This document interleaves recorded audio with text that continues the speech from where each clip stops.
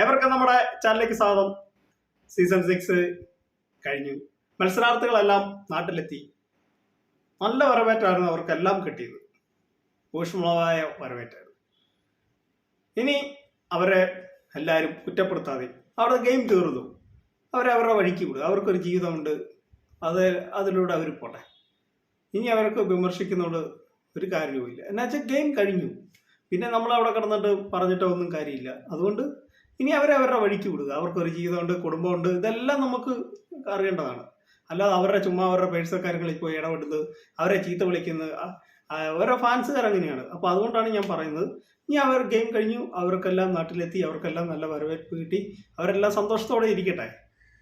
ഇനി നമുക്ക് അടുത്ത സീസൺ 7 വരുമ്പോൾ നമുക്കത് നോക്കാം.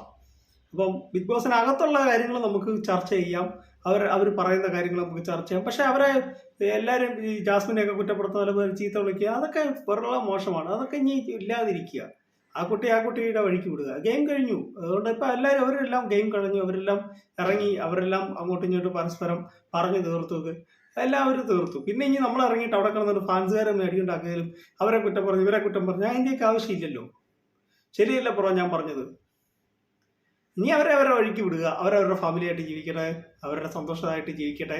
അപ്പോൾ എല്ലാ ബിഗ് ബോസ് മത്സരാർത്ഥികൾക്കും സന്തോഷമായിട്ടിരിക്കുക. അപ്പോൾ എൻ്റെ ഈ കൊച്ചു വീഡിയോയുടെ അവസാനിക്കാൻ നിങ്ങൾക്ക് ഇഷ്ടമായെങ്കിൽ വീഡിയോ ലൈക്ക് ചെയ്യുക, ഷെയർ ചെയ്യുക, നമ്മുടെ ചാനൽ സബ്സ്ക്രൈബ് ചെയ്യുക. Bye bye.